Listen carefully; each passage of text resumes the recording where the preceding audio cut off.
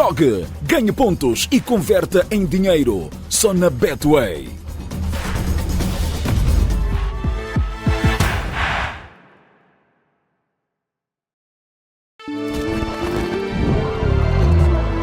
O tempo vai passando, as luzes vão brilhando até o dia em que eu for. Deus está no comando, por isso nunca brando.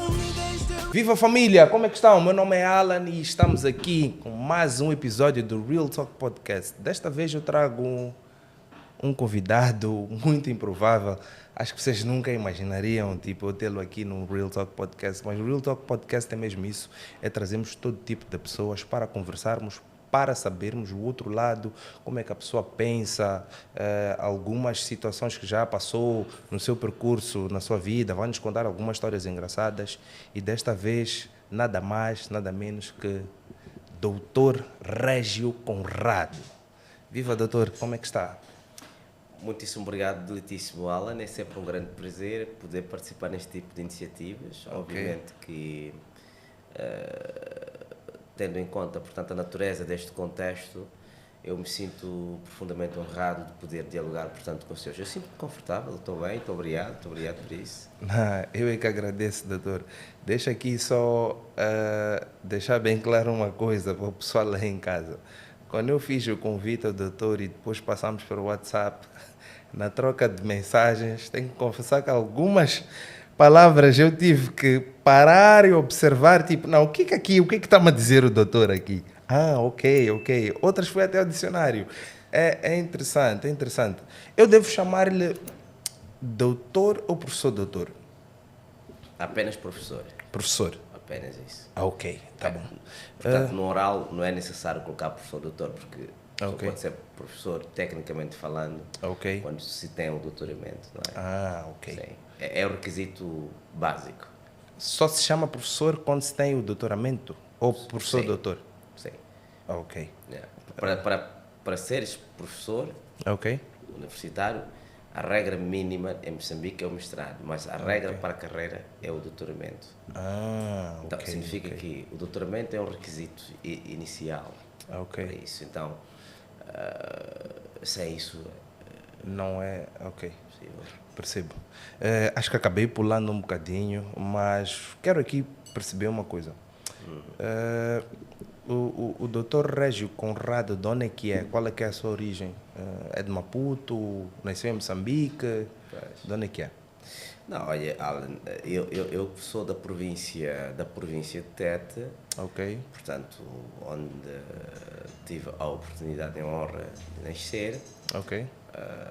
Fiquei, portanto, até os 10 anos em Som, portanto, Som. Ok. Portanto, nasço efetivamente em Angónia e depois fico 10 anos, portanto, no Som, antes de vir para Maputo. Para Maputo. Para o Bar Ok. Central. Ok. Ok. Muito bom. Então chegou a fazer um bocadinho da escola primária em Tete? Claramente. Ok. Claramente, Depois vem para Maputo. Claramente. Muito bom, muito bom. Há uma escola muito conhecida e as pessoas que quiserem um dia, portanto, acho que vale a pena visitá-la, que está na zona norte, portanto, do Songo, que é a escola primária criadora do Homem Novo. Veja só, portanto, Criadora do Homem Novo. nome novo? Do Homem Novo. Homem novo? Exatamente. Ok. Recordo do projeto Samoriano, não é? Ok. Portanto, a criação do Homem Novo. E essa escola se chama Escola Primária Criadora do Homem Do Novo. homem novo. E está lá até hoje. Ok. Epá, eu por acaso nunca fui a Tete. Gostaria bastante de ir. Falta-me só conhecer 3 províncias. Ok. Que é Tete, Niassa e Cabo Delgado. Mas creio que vou conhecer mais. São belas mais províncias. mais breve. O professor conhece todas as províncias? Todo o país? Todo o país. Oh. E viajo muito para o interior. Eu gosto muito do interior. Faço trabalhos de campo, de Ok. pesquisa, muito Ok. no interior. Ok. E adoro. Quando estou no interior do país, sinto-me muito mais confortável. Sinto-me dentro da minha própria existência. Ok. Eu sinto, vejo aqui, sempre tento fazer o máximo possível para fazer trabalho de campo no interior. Eu conheço muito bem as províncias todas de Moçambique. Ok. Bem, e não conhecer porque fui para a vila. Falo Ok. conhecer assim bem a Interior, localidade. o que chamamos de Moçambique Real. Bem Ok. Moçambique, yeah. E já chegou a ver alguma outra província para além de Tete e Maputo? Não, nunca vi nenhuma outra província. Já passei tempo importante na província de Cabo Delgado, quando fazia o mestrado de doutoramento, para trabalho de campo, e também passei na província de Niassa para as mesmas razões. Portanto, são duas províncias em que eu já cheguei a passar um ano e meio a fazer trabalho de campo, mas uma vez lá no interior. No interior, ok. Para ver as palhotas e com o nosso povo, que é muito gentil. Ok. Doutor, se tivéssemos que falar do seu percurso académico, qual seria para si a gênese? Qual é o ponto de partida para que daí tivesse que nascer, ou nasceu aquele bichinho de querer ser um intelectual? Como é que isso tudo começou? Porque há pessoas que nascem já com isso, há outros que são de certa forma incutidos, são hábitos familiares. No seu caso, como é que foi? Alan, eu devo dizer que há provavelmente duas formas de responder a esta pergunta. Ok. Para os filósofos gregos, sobretudo Aristóteles, nós teríamos que referenciar a ideia do acidente. Acidente, para os gregos, significa o que é fortuito, o que ocorre sem que haja uma ação humana necessariamente. O que é o que? Desculpa? Chama-se acidente. Fortuito. Fortuito. Fortuito. Ok. Quer dizer que há determinados fenómenos que, mesmo que o indivíduo tenha a pretensão de captar ou de integrar no seu percurso, obviamente que há uma dissubsunção, portanto, deste processo, o que significa que ele não capta a totalidade deste fenómeno, e é por isso que os gregos chamavam de acidente, quer dizer, nem tudo é tão explicável quanto nós podemos pretender. E eu penso que esta primeira resposta significa que há determinados aspectos do percurso que eu próprio não teria ainda capacidade de os explicar. A segunda parte, obviamente, que eu vou respondê-la um pouco com Blaise Pascal, através do seu texto Les Pensées, em que Blaise Pascal faz do indivíduo a substância dos seus atos, ou seja, ele torna-se o ontos, o ser, quer dizer, o ente, a continuidade do seu, portanto, daquilo que são os seus atos. E nessa dimensão, obviamente, devo dizer que eu tive a percepção, mas esse é no sentido mesmo de Edmund Husserl, né? A questão da percepção como mecanismo de compenetração naquilo que é a substância do ser. Como é que eu posso me captar para além daquilo que eu me vejo? E aí, desde pequeno, e lá na escola primária da Criadora do Homem Novo, sempre fui um indivíduo, portanto, sempre fui, era considerado como um prodígio, portanto, na escola, não é? Okay. E sempre as professoras vinham, portanto, lá a casa dizer, olha, mas este rapaz, pá, sempre cria perguntas, intrigas intelectuais e às vezes não deixávamos os professores dar aula. E isto, sentia que havia uma coisa dentro de mim. Okay. Obviamente que naquela idade nós não temos plena consciência, seria indelicado, indecoroso, portanto, se eu dissesse, portanto, havia consciência. Agora, quando chego, portanto, para o ensino primário, portanto, na 16 de junho, portanto, aqui, começo a tomar consciência um pouco. Obviamente que em casa nós líamos, o meu pai, portanto, é um leitor assíduo, quer dizer, profundamente dedicado, okay, etc. Então influenciou bastante? Absolutamente. Okay. Mas eu penso que o ambiente é importante, mas não é tão determinante. Okay. Porque é preciso, porque o que as pessoas devem perceber é que a alma, digamos, do saber, para mim, não é uma coisa esforçada ou forçada, é uma coisa natural. Ok, que nasceu consigo. Tem, por exemplo, quando eu leio um livro, eu memorizo.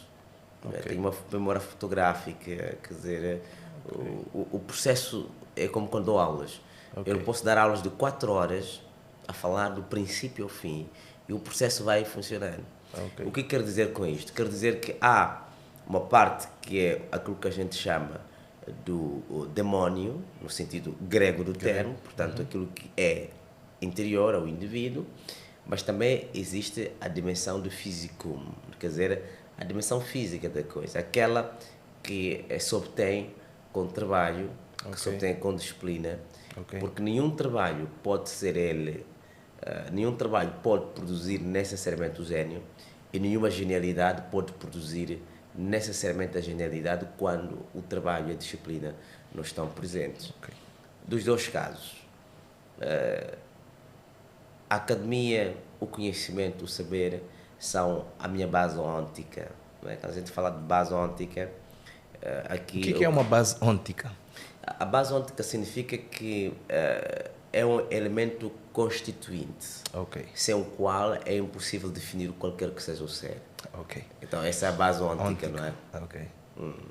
Eu devia ter aqui um caderno só para... Esqueci-me. Ok, tá bom. A base óntica. Então, doutor, eu queria perceber como é que eu posso diferenciar um acadêmico de um intelectual e quais são os critérios que se usa para diferenciar essas duas, essas duas questões, não é? Sim, claro.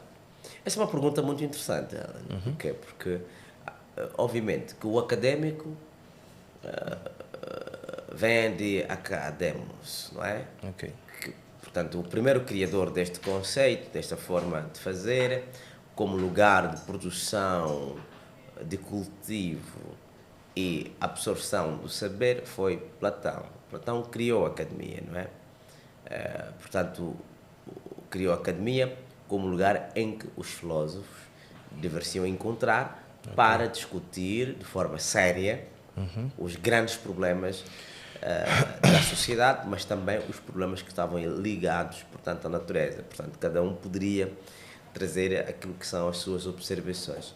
Obviamente que a academia que foi construída por Platão, ela tinha uma finalidade: fazer do saber um lugar de rigor.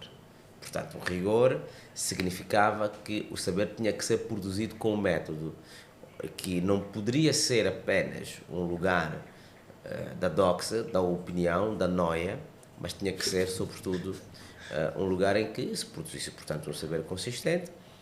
Agora, os que deram sentido mais radicalizado dessa questão foram, portanto, os padres católicos. Quer dizer, a Igreja Católica foi responsável porque criou as primeiras universidades onde o sentido da academia foi tornado institucional. Portanto, é uma instituição que depois produz uma outra instituição que se chama universidade, como lugar do cultivo do saber de forma estruturada. O académico, do ponto de vista histórico, é o indivíduo primeiro, que está ligado a uma instituição académica, trabalha numa instituição académica, produz o saber num contexto académico e ensina e investiga no espaço académico. Quer dizer que, para além dessas qualidades aqui, portanto, enunciadas, obviamente que tem que ter qualificações para lá estar para ser chamado de académico. Obviamente que isto significa que o processo da produção do académico é também o processo da consagração institucional de um indivíduo com conhecimento dentro de uma instituição. Portanto, o académico faz parte de uma academia, universidade, instituto superior, etc, etc. O intelectual é preciso recordar que o termo intelectual ele nasce no contexto francês. Não é? O contexto francês em que o intelectual é visto como aquele que, tendo conhecimentos, tendo a cognoscência, ele produz, desenvolve, assume causas e defende causas com conhecimento de causa. Pode ser um escritor, como foi, por exemplo, Balzac, como foi Victor Hugo, como foi, no contexto de Moçambique, como foram a Noema de Sousa, não é? Rui Noronha, Caraveirinha. Desculpa cortar. O intelectual tem que ter necessariamente uma formação académica? Não? Não precisa. O intelectual não precisa ter as credenciais que se exigem do académico. Agora, o académico é exigido porque é institucional. Né? Tem que ter a licenciatura, mestrado, doutoramento, pós-doutoramento. Agora, o intelectual não precisa. O intelectual pode, a partir daquilo que é a sua capacidade, desenvolver competências cognitivas, cognoscentes ou cognoscientes, uma habilidade que lhe permite, em momentos particulares, sobre assuntos que são considerados como gerais, assumir uma causa. É por essa razão que um escritor pode ser um intelectual, um pedreiro com um nível de consciência elevado pode ser um intelectual, um jornalista pode ser um intelectual, Um rapper é um intelectual, porque ele trabalha com a palavra e defende e fala da causa, como o Alan sabe muito bem disso, não é? Poetry, que significa pensar as coisas com alguma profundidade, mas de forma diria, não necessariamente emotiva, mas trabalhada através do discurso emotivo. Ou seja, eu coloco sensibilidade. E eu exprimo-me através da palavra. Muitas vezes, a poesia não tem que ver com sentimentos, tem que ver com sensibilidade. Isto é profundo, não é? Quer dizer que nós não podemos pensar a poesia como lugar do sentimento, lugar da emoção, da comoção, do ressentimento. Pelo contrário, a poesia é sobretudo a sensualidade. Flaubert, Les Fleurs du Mal, não é? Flaubert, grande poetas, digamos, As Flores do Mal, que é o grande livro. Ou quando nós lemos, por exemplo, Craveirinha, nós constatamos que, por exemplo, no texto Maria, mesmo que seja um texto, digamos, emocional, emotivo, porque se dedica à sua esposa, mas é um texto sensível e que pode se transpor para outras realidades que não sejam especificamente aquelas que o poeta diz. Então, quer dizer que o intelectual é um homem de causas. É por isso que Jean-Paul Sartre, esse grande intelectual que escreveu O Sério Nada, grande livro, ou Les Nausées, As Náuseas, falava do intelectual geral. Quer dizer, este intelectual que assume as grandes causas da humanidade. Por exemplo, a defesa da humanidade do homem. Uma causa do intelectual. Mas tinha Michel Foucault, que te falava do l'intellectuel spécifique. Portanto, aquele que se dedica a uma coisa específica. E dedica-se, por exemplo, a defender a causa dos animais. É um tipo de posicionamento. Quer dizer, é possível ser ao mesmo tempo um académico e um intelectual. Agora, o que me parece difícil é ser um intelectual e ao mesmo tempo académico. Portanto, o princípio da convertibilidade, aqui estou a buscar Pierre Bourdieu, fica complicado, não é? Quer dizer, mas o académico pode ser intelectual, mas o intelectual sem as credenciais para se ser académico, para trabalhar na academia, é difícil. É difícil. Se pode ser chamado de parceiro, pode ser chamado para ser palestrante, etc, etc. Ok. Então, voltando um bocadinho para o seu tempo de infância, era visível a diferença, já deixou aqui claro que os seus professores viam em si um prodígio, mas como é que o professor sentia-se perante os seus colegas? Achava-se de certa forma diferente? Brincava normalmente como qualquer um? Desporto, aquelas brincadeiras de infância, ou era, já nessa altura, estava mais apegado aos livros? Não, mas essa é uma pergunta interessante, quer dizer, nunca tive a obsessão de ser diferente, pelo contrário, sempre gostava dos meus amigos. E quando estávamos em Tete, eu adorava imensamente, portanto, nadar, não é? Tinha muitos rios, muitos rios, e andava muito pelos rios. Gostava muito de ir para os lagos, gostava muito das matas, gosto muito das matas, gosto do interior das matas, até hoje gosto das matas, gosto muito do camping, não é? Mas isto vem de lá, porque a minha avó tinha várias machadas, portanto eu gostava disto. Eu brincava com todo mundo, é verdade que era também um indivíduo que tinha muitos momentos solitários de trabalho. De trabalho porque havia uma exigência extremamente rigorosa da parte, portanto, meu pai, que era extremamente duro em matérias de exigência, portanto, académico-escolar. Então, tinha tempo para brincar, e brincava imensamente. Né? E para quem conhece Songa é uma coisa pequena, não é? Songa é uma coisa pequena. Já ouvi dizer que é uma vila extremamente bonita. Extraordinária. Naquela altura é chamado Pequeno Portugal, estamos a falar, quer dizer, estava bem organizado, tinha, portanto, as atividades todas ali, tinha... Era uma coisa fantástica. Nós temos de um ponto para o outro, depois era extremamente seguro e brincava. Agora, a obsessão, nunca houve obsessão de ser diferente. É óbvio que se constatava que, do ponto de vista do intelecto, havia sempre, portanto, uma diferença. Quer dizer, estamos num contexto em que, primeiro, é uma província, veja só, é uma província, não é a cidade de Maputo. O nível de desenvolvimento é outro, É outro. É verdade que Songa era uma coisa específica, não é? Era uma coisa muito específica. Às vezes até superava muitas capitais provinciais. Mas este não é o debate. O debate é que isto é uma província, depois, portanto, é um posto administrativo, diria assim, porque tinhas o distrito de Caorabassa E tinhas lá o Songo, que era a festa da vila de Songo, não é? Que hoje praticamente a vila foi transferida para a Estima, lá mais para baixo. Não é? Depois da Manuera tens a Estima. Ou antes tens a Estima, tens a Manuera, depois para cima. Então, estas coisas todas fizeram objetivamente. Mas o que mais me impressionou neste período foi quando, numa dessas ocasiões, acho que foi, portanto, eu nasci em 90, portanto, em 99, meu pai traz um volume inteiro de livros, de histórias magníficas que marcaram, portanto, a minha leitura. Trouxe aqueles livros, asseguro-lhe que eu ainda vou aí, porque eu tenho uma pergunta aqui sobre quais são os livros que mudaram a sua forma de ver o mundo e despertaram ainda mais o interesse em querer ser um intelectual. Não sei se a sua resposta ia para aí, acabei cortando mesmo porque... Não, eu acho que podemos desenvolver depois. Ok, tá bom.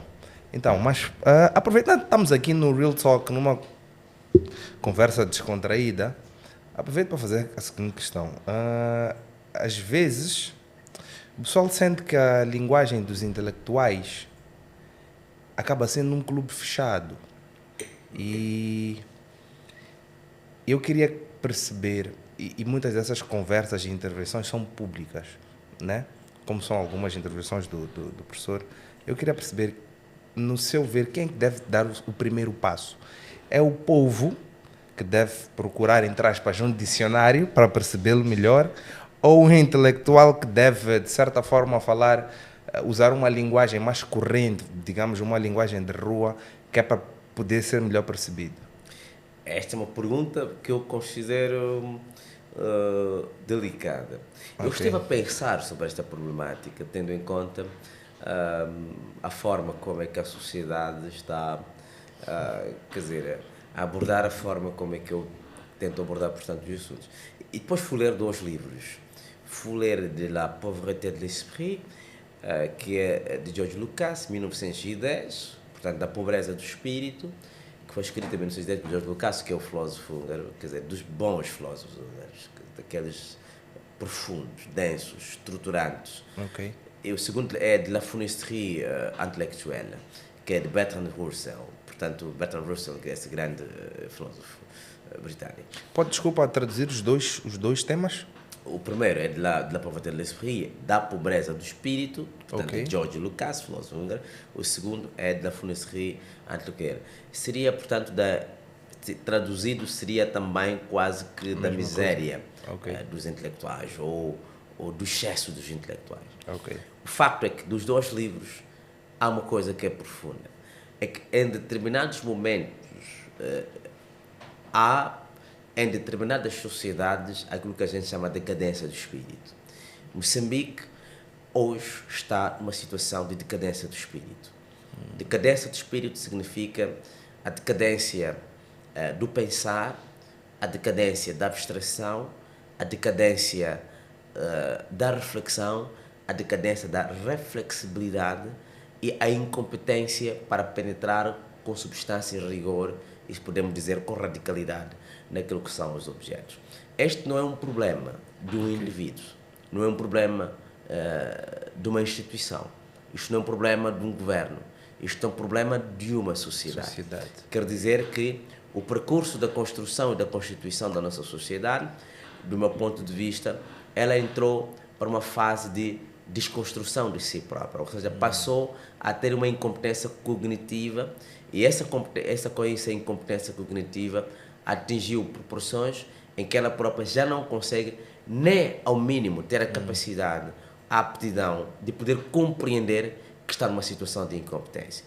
É óbvio que nestas condições, nessas situações, nós podemos, a justo título, e é nessa dimensão que eu penso que o professor Eduardo Mondlane, o fundador do Movimento de Libertação Nacional, a Frente de Libertação de Moçambique, a Frelimo, disse e tinha dito que é preciso aprender o feitiço do branco. O feitiço do branco, que subentende-se no Chichango, filho do chefe, não é tanto dizer que temos que apropriar-nos de forma cega do saber ocidental, mas temos que apreender o método de como é que se pensa. Este método de como é que se pensa, obviamente que deve nos levar a uma subsunção daquilo que é o grande problema da nação. eu tenho feito uma reflexão sobre esta problemática e numa dessas vezes eu estava a discutir com a Achille Mbembe, grande filósofo camerunês, politólogo, historiador que vive na África do Sul, mas é um dos maiores nestes tempos, que escreveu, entre outras coisas, da post-colonie, portanto, da pós-colonialidade. Ele chamava-me a atenção em Dakar, naquilo que chamava-se les ateliers de la pensée, os ateliês do pensamento, que o grande problema de África, e no fundo podemos estender isso a cada país, nunca foi o problema da fome necessariamente. Mas o grande problema era a incompetência e a incapacidade dos africanos pensarem a partir de si próprios. Veja que quando nós estamos na sociedade moçambicana, e eu costumo ser um pouco exigente em relação a isso, quando a gente olha, a gente vê pessoas que têm, por exemplo, um repertório intelectual, um repertório linguístico, por exemplo, um indivíduo que tem 100 palavras na sua cabeça. Este indivíduo, primeiro do ponto de vista intelectual, ele não pode pensar de forma complexa. Ele está limitado. Então, um indivíduo que passa o dia a repetir um conjunto de palavras, por exemplo, como é que estás? Estou bem, estás bem, o que é que fizeste? Como eu fiz isto? Tens alguma coisa para cozinhar, etc. Portanto, são palavras simples que, no fundo, limitam-lhe a simplicidade da primitividade. Portanto, ele não tem capacidade para ir para além daquilo que é a sua condição de primitivo no pensamento. Obviamente que isto pode ser não compreendido para aquele que está nessa condição, portanto, cujo repertório é profundamente limitado, é como um ter repertório, portanto, musical, então ele não pode fazer diferente. Então, para pensar a ciência, para pensar o saber, eu penso que Wittgenstein tinha razão. Não é? Wittgenstein tinha razão quando escreveu, portanto, a famosa lógica e matemática. O pensamento ele é complexo de por si, ele é exigente, ele é intensivo, é interior. Obviamente que quando nós encontramos um indivíduo que é ignoto em matérias de pensar, obviamente que ele vai subsumir... Desculpa, professor. O que é que significa ignoto? É o ignaro, portanto, o ignorante, quer dizer, um indivíduo que é insípido, quer dizer, que não tem conhecimento nenhum, portanto, está numa situação de precariedade intelectual. No fundo é isso. No fundo é isso, no fundo é isso. E temos isso no contexto de Moçambique. As pessoas podem criticar como quiser. O facto é que Moçambique está numa situação em que nós temos que sair da condição em que nós nos encontramos. Nós não podemos tornar o nosso país refém da mediocridade. Tanto do ponto de vista intelectual, do ponto de vista cultural, o nosso país está numa situação em que está a caminhar para a mediocrização, em que os indivíduos subsumiram que podem ser medíocres e ainda assim ser admirados e ovacionados. Eu me recuso a aderir a essa sociedade, porque quando uma sociedade ela generaliza a mediocridade, generaliza a trivialidade, ela assassina o futuro e o destino desse mesmo país. Então, nós temos que fazer o esforço necessário. E essa é a responsabilidade dos intelectuais e dos académicos de, no fundo, chamar a atenção sobre os grandes problemas da nação. Aliás, se for, não é no sentido profético. Obviamente que quando eu por exemplo, quando leio Friedrich Nietzsche, entendo que ele foi profético em muitos problemas, não é? Quando nós lemos Sigmund Freud, nós vemos a dimensão profética. Quando nós lemos Ortega y Gasset, nós vemos os grandes problemas. Quando nós lemos Marcel Proust, à la recherche do temps perdu, obviamente a procura do tempo perdido, nós também vemos, digamos, uma dimensão profética. Quando lemos Goethe, também vemos essa dimensão. Quando vem para a África, quando a gente vê os trabalhos, por exemplo, de, digamos, Alain Mabankou no contexto atual, mas também podemos ler para Ampateba, grande escritor, grande contador de histórias africanas, vemos dimensões proféticas. O que quer dizer? A responsabilidade interna do intelectual é, no fundo, de prevenir a sociedade de cometer erros que podem ser fatais para a sua sociedade. E nós estamos a cometer um grande erro. Olha, nós somos jovens. Olha para a nossa geração, o quanto ela é medíocre. Olha para a nossa geração. Ela passa o tempo, não só, e posso dizer isso como, digamos, drogada, embregada, e muitas vezes submete-se a dívidas por causa da simulação permanente dentro da sociedade. Portanto, são sociedades do simulacro É uma sociedade em que os jovens querem mostrar que têm mais recursos e têm dinheiro, não apenas porque, no fundo, pretendem ter uma dignidade na sociedade, mas, no fundo, porque querem ter uma aparência de terem alguma coisa. E isto, obviamente, mata a sociedade. Então, ao invés de se preocuparem em cultivar o seu espírito, para cultivar aquilo que são as habilidades e competências que podem ser úteis para a sua sobrevivência, a sua construção, obviamente que a nossa geração submete-se ao império da simulação permanente.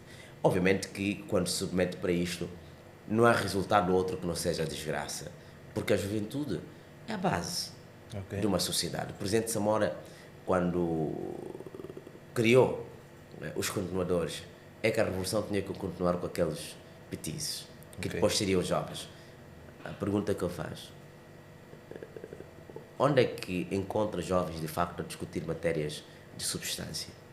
Quando bebem, estão a falar de raparigas, pá, estão a falar de carros, estão a falar de amapianos, quer dizer, tudo que é banal, trivial, nada de substancial. O doutor acha amapiano banal?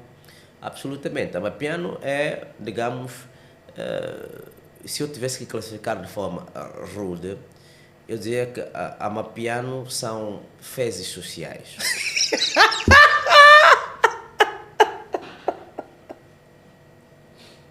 Fezes sociais. Não há outra forma de classificar. Portanto, quero dizer que são estultícias. Portanto, são estultícias. Estultícias. Exatamente. Ok, tá bom. Nós ainda vamos passar aí pelo lado musical, só que não podia deixar escapar isso. Então, mas resumindo, doutor acha que quem é que deve dar o primeiro passo? É o povo que deve? Absolutamente. E eu estava a dizer isto tudo. Porquê? Porque quando eu dizia que é preciso não aderir à mediocridade de uma sociedade, quem tem que fazer esforço é quem efetivamente está numa posição de mediocridade. Eu tenho... Mas veja uma coisa, a pergunta que faz, não estamos a dizer que as pessoas que não falam português, que estão no campo, não sejam intelectuais. Ok. Elas são intelectuais. Há velhos que não falam português, mas o seu raciocínio na sua língua é profundo. É denso. Sim. Não estamos a falar desses. Estes nós temos que respeitar, são saberes locais.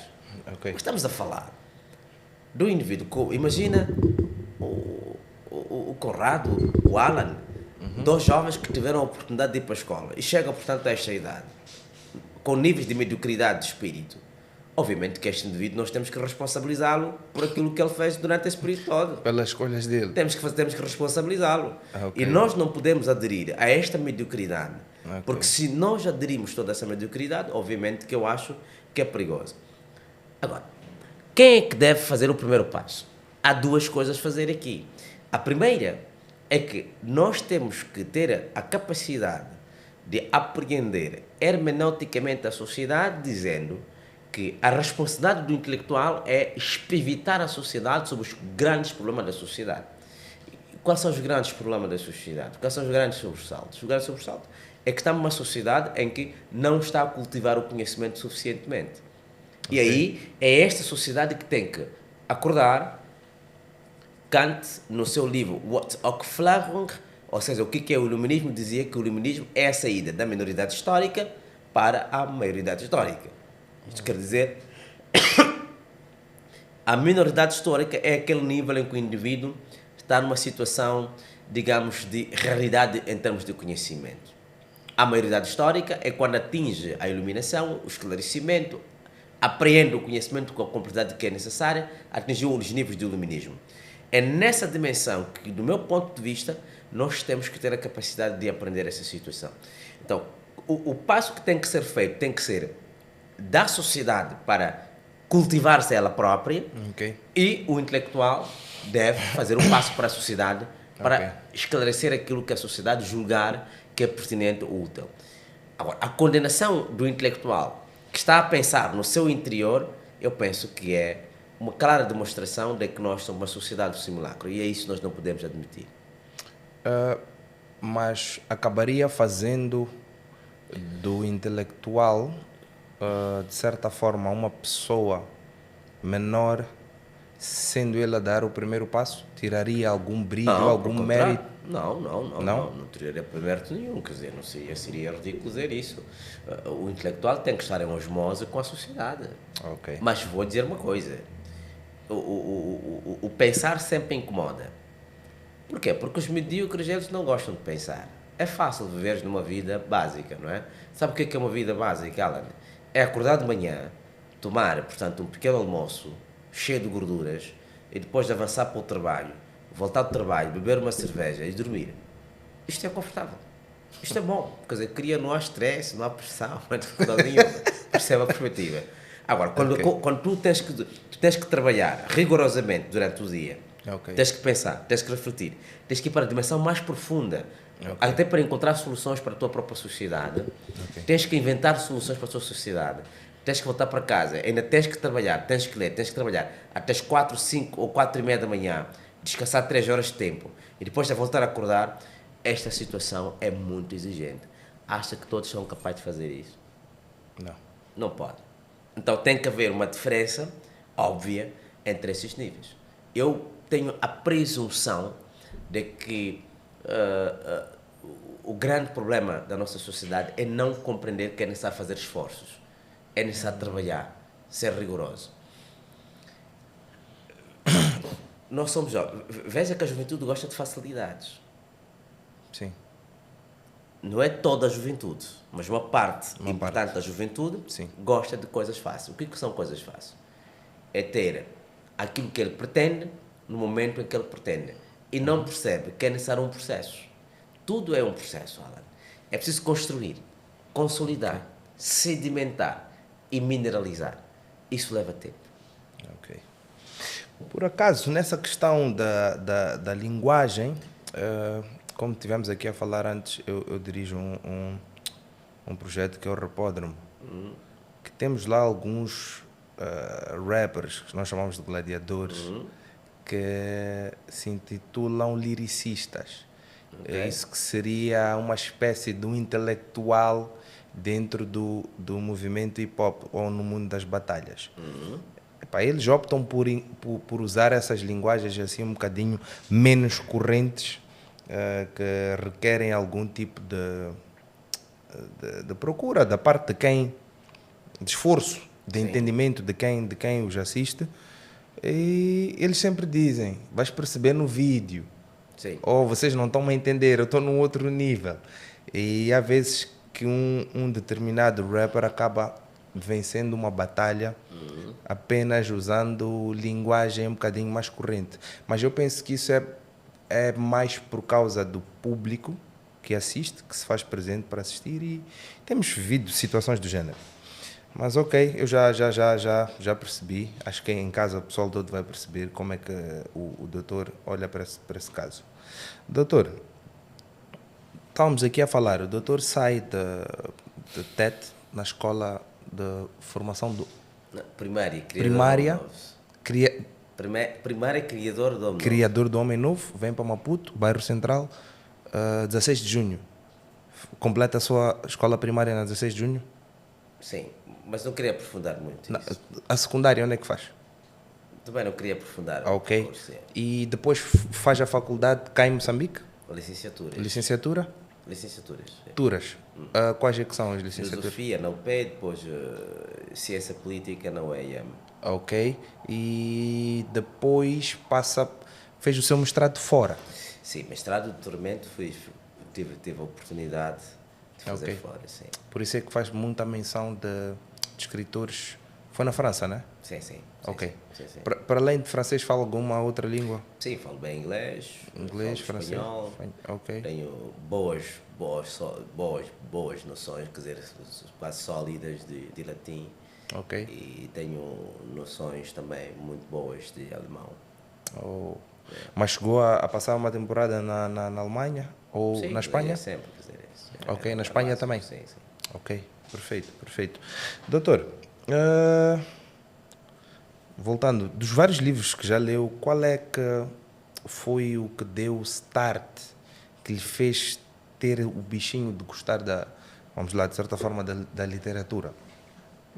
Ou de querer conhecer cada vez mais? Quando é que foi? Estava na primária, estava no ensino secundário, foi já na faculdade? Como é que foi?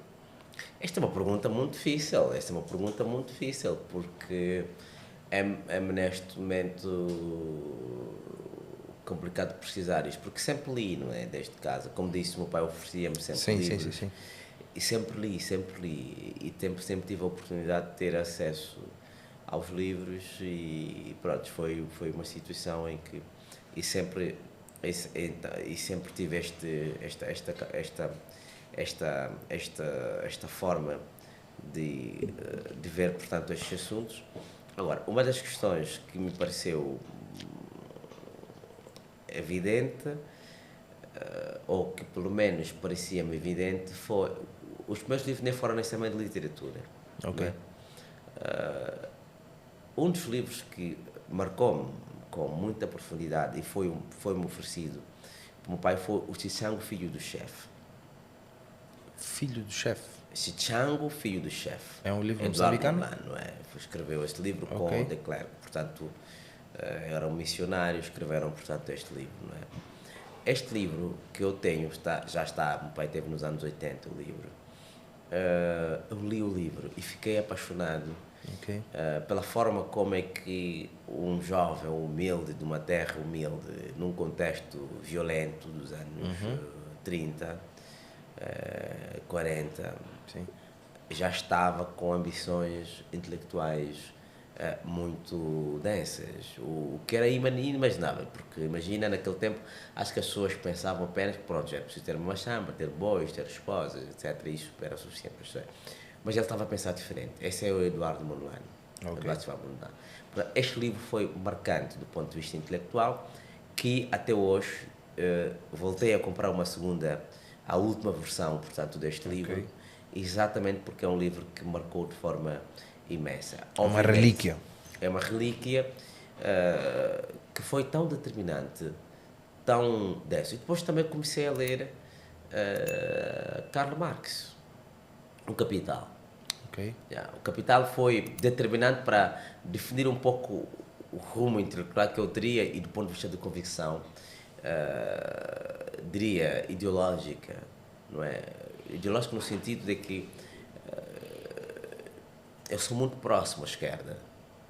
Eu já queria lhe perguntar isso. Sou muito próximo à esquerda. Ok. Sou muito próximo à esquerda do ponto de vista intelectual e Marx e os marxistas, não é? Ok. Foram profundos. Eu tinha um amigo meu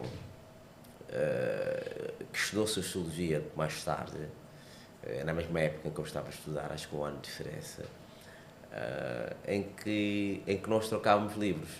E dessas vezes que nós trocámos livros, eu li, portanto, Levantar do Chão, do José Saramago, porque foi terrível, quer dizer, foi quando li Saramago, li depois Levantar do Chão, Ensaio sobre a Cegueira, Ensaio sobre a Lucidez, e depois entrei para o PPT, a Geração da Utopia, Mayombe, digamos, Jaime Bunda, Agente Secreto, etc., para além dos nacionais, entre outros, por exemplo, o Lano Bacacossa, o Paradona, pessoas, por exemplo, como a Creveirinha, por exemplo, e depois fui ver um bocadinho o Zé Buquana, aliás, o Juvenal Buquana, o Panguana, o Fernando Manuel. Está a falar ao nível, portanto, interno. E para a África, depois chegamos do Cano, depois a participar, depois entrei para livros, por exemplo, que estavam muito ligados, como Joe Coites e, por exemplo, Sul-Africano, etc. Ok. Marcaram-se, porque foi um momento de grandes leituras, extremamente intenso. Nós não passávamos, nós tínhamos o desafio de ler portanto, por semana, tínhamos que ler pelo menos 2 livros. Por semana? Por semana. E fazíamos isso. Isso no tempo da faculdade? Mesmo antes. Eu estava na escola de jornalismo na altura. Ok. Formou-se também? Sim, claro. Ok. Fiz jornalismo na escola de jornalismo, sim. Ok, muito bom. Sim, estive lá, o meu colega, o Hélio Lucas, o Simon Cabo, na altura do Egidio Plácido, depois quem mais está aqui? O Arsenio Henrique estava um pouco avançado que eu, o Manjate. Ok. Dizer, todos esses, portanto, sabes, éramos quase da mesma época. Estava nesse período, quer dizer, e depois tu tinhas... Era intenso. E havia uma coisa, é que nesta altura, e pode ir hoje perguntar, Se for a mediateca do BCI, que está na Baixa da cidade, Baixa, sim. perguntar, recordo daquele jovem que vinha para cá, sentava, só saía quando vocês fechavam a porta. Eu chegava lá, sentava, só saía quando chegava a porta. A segunda Biblioteca Nacional. Passava horas a fio. Na Associação de Escritores Moçambicanos, horas a fio. Portanto, até hoje essas pessoas existem. Essas pessoas lá sabem. Se for para lá para perguntar, eles vão dizer que sim, senhora, nós conhecemos. Normalmente, a minha experiência, né, diz que normalmente pessoas que leem bastante, que têm esse nível de conhecimento, têm uma visão um bocadinho diferente quanto à religião. Qual é a sua visão? Pratica alguma religião ou coisa do gênero? Deve ser sincero, eu não sou praticante de nenhuma religião. Ok. Não tenho uma afeição particular para a religião. Né? Mas cresceu dentro de uma família? Sim, a minha família, ela pratica, tem as suas práticas, etc, etc. Mas eu, pessoalmente, não tenho. Não tem. Respeito quem tem, mas eu considero a religião o ópio do povo. Ou seja, a religião é um processo de alienação da consciência do indivíduo. O indivíduo, quando entra para a religião, aliena-se. Ele desaprende a ser a si próprio. Fica sob projeção de alguma coisa que ele próprio não tem domínio e nessa posição perde a capacidade de ter controle de si. Obviamente que a religião sempre foi um sistema organizado de discursos à volta ou de um ser único como Deus, ou de múltiplos seres como os politeístas, ou de nenhum ser, como é o caso daqueles que são adeus, por exemplo, no sentido chinês, o budismo, digamos, taoísmo, o shintoísmo, etc., por aí fora.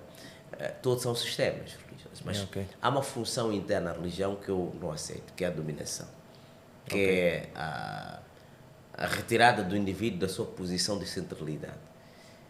Mas compreendo, quer dizer, os imberbos, os cândidos sempre gostam de se projetar. Ludwig Feuerbach escreveu um livro interessante, chama-se A Essência do Cristianismo, em que ele diz que Deus é um ser construído porque o homem está numa permanente infância. Ele precisa de um pai protetor. Então ele precisa de ter uma ideia de um ser superior.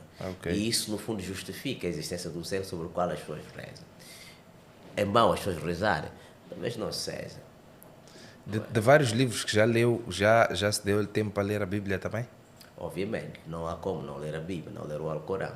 Não ler já leu os dois? Sim, claro, não tem, não é possível, é preciso. Senão não faria sentido. Não faria sentido. São livros obrigatórios. Não é? Nas suas diferentes versões, é preciso lê-los. E o que é que está a ler atualmente? Bem, neste momento, por acaso, estou a ler um livro que me parece interessante, que é de um russo, do Chekhov. Estou a ler também, na verdade estou a ler, quer dizer, do ponto de vista literário, estou a ler Chekhov e Solzhenitsyn, são dois russos. Do ponto de vista filosófico, estou a trabalhar com um texto que é a Fenomenologia do Espírito, não é? De Hegel. Porque tive que voltar para isso, porque já há 2 semanas estava a reler o L'Être et l'Orient, o Ser e o Nada, do texto, portanto, de Jean-Paul Sartre. E depois já tenho muitos livros na mesa ainda por ler, mas estes livros, porque há 2 questões que eu quero responder. A primeira, que é de uma questão mais académica, não é? Como é que nós podemos explicar que numa sociedade nós possamos não encontrar justificações para os atos que muitas vezes são bons para nós? Falo do ponto de vista político do termo, não é? E a segunda, outra questão que eu quero responder é porque é que uma sociedade que podia ter todas as condições para ser civilizada, ela pode perder essa civilização. Estamos em decadência da civilização. Portanto, é isso que estou a ler neste exato momento. Eu leio normalmente, leio em paralelo, né? E algum autor moçambicano que tenha lhe impressionado nos últimos tempos? Claro. Nova escola? Da nova escola. Quem seria? Eu gosto muito de Eduardo Kiv. Eduardo Kiv. Eu gosto muito de Eduardo Kiv. Acho que é um jovem brilhante. extraordinário, que escreve extremamente bem, que tem uma densidade de escrita, que também não me deixa escapar a ideia de que é uma pessoa que faz parte da nova geração, que dedica-se com afinco às letras. Depois também tem a escrita do Linneu, que também escreve muito bem, extremamente bem. E depois nós podemos encontrar ainda na senda disso alguns poetas interessantes, como por exemplo a Agita, que também escreve bem. Então penso que nesta dimensão são estes recentes. São os outros recentes, mas subentende-se que o seu trabalho é denso, é profundo. Depois falarei de que este para mim é o marcante, mas isso vou fazer no fim. Este, porque... Mas posso até dizer agora, quer dizer... Taruma é um poeta profundo. Moçambicano. É denso. Jovem, da nossa idade. Da nossa geração. Profundo, denso. Por acaso nunca tinha ouvido. Extraordinário, estupendo. Com uma escrita perfurante. Densa de significado. Trabalha os símbolos da palavra como se trabalhasse uma tela.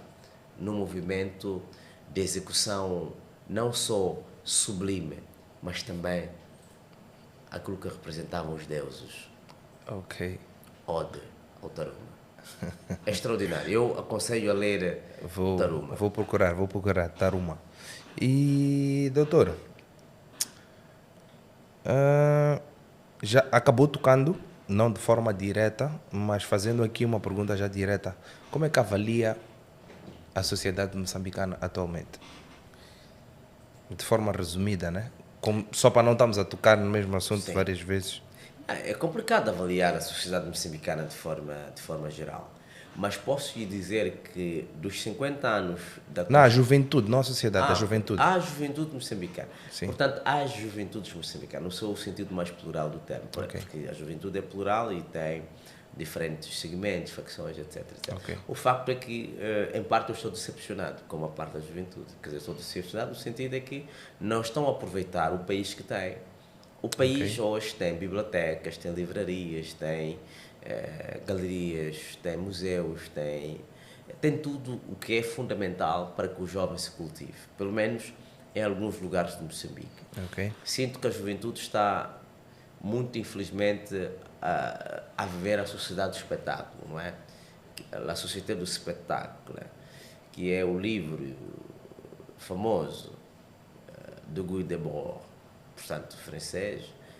A sociedade do espetáculo é uma sociedade em que as pessoas vivem de imagens, às vezes vivem da mediocridade, as pessoas vivem da liquidez. Ou como diz Zygmunt Bauman, grande sociólogo de origem húngara, mas britânico, no seu texto O Amor Líquido, né? Chama-se a liquefeição das afeições. Tudo é líquido, tudo é liquefeito. Nada é permanente, tudo é efêmero. A juventude moçambicana vive nesta dimensão. Não poderia estar eu satisfeito, não podia eu estar contente com isto, mas também tenho uma imagem positiva de uma outra parte da juventude. Há uma juventude que está a ser criativa do ponto de vista cultural, do ponto de vista económico, do ponto de vista, digamos, de criação de soluções para Moçambique, científico. Há uma parte da juventude extremamente dedicada a fazer bom trabalho. Está engajada. Veja, o Alan está a fazer um podcast cujo objetivo é educar a parte da sociedade, partilhar conhecimentos, desenvolver mentalidade, estimular a sociedade, estimular os jovens, portanto, a pensar. Eu penso que há uma parte da juventude que está a fazer um excelente trabalho. Que está a fazer, mesmo se for para música, temos jovens a fazer uma excelente música. Eu quando vejo, por exemplo, essa parte da música vamos chegar. Vamos chegar. Ok, tá bom. Vamos lá, doutora. Já vimos não. Consta-me aqui que o doutor foi na altura, no seu processo de formação académica, chegou a ser presidente do núcleo de estudantes da Faculdade de Letras. Há quem diga, das pequenas investigações que fiz, né, que na altura as suas abordagens eram mais de ativismo ou de crítica. Não deixa de ser, o que acabou de fazer aqui para a juventude foi uma crítica, mas era de certa forma no sentido inverso. Acho que está a perceber o que eu estou aqui a querer dizer. Sim. E que depois de ter terminado a sua formação, o mestrado, e essa sua abordagem foi mudando. O que é que o doutor acha disso? É verdade?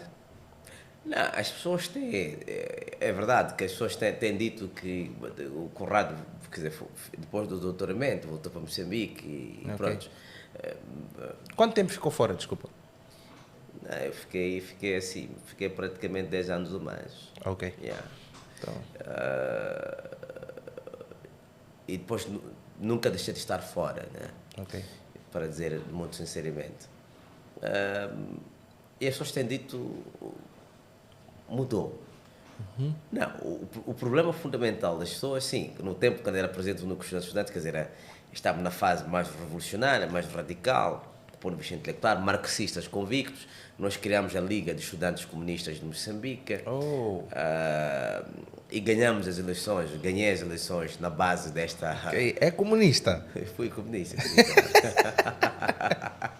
Sim, fui mesmo comunista e ganhei eleições na base e fizemos mudanças na universidade. Ok. Nós dizíamos melhores condições para o estudante, melhores condições pedagógicas, reformas institucionais, menos pressão financeira sobre o estudante, melhoramento da sua bolsa, etc. Okay. Todas as questões que eram fundamentais. Obviamente que também havia críticas em relação à forma como é que o nosso país estava a ser gerido. E as pessoas dizem que, portanto, hoje não estão a fazer a mesma natureza de críticas. O problema não está aí. É preciso entender que nós podemos fazer críticas, mas quanto mais nós evoluímos, há algum tipo de rigor, algum tipo de prudência. A prudência significa que é preciso escolher palavras certas para colocar nos momentos certos.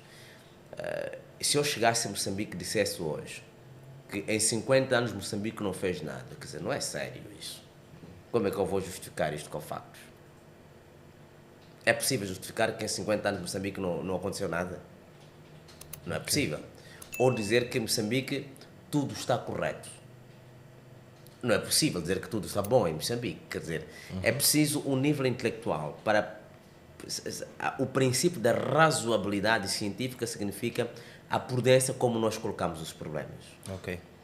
É isto que as pessoas não estão a perceber. A sofisticação da tentativa de compreender ou de analisar ou de penetrar aquilo que é o interior, portanto, dos fenómenos, isto é visto como uma exigência que já não é crítica. Para as pessoas críticas, quer dizer que aquele governante é corrupto, é bandido e fica assim. Não. A minha função é de explicar e compreender e apontar os problemas de uma sociedade. Tal como estou a apontar que, por exemplo, o Estado moçambicano, a bem ou a mal, tu tens museus por Maputo.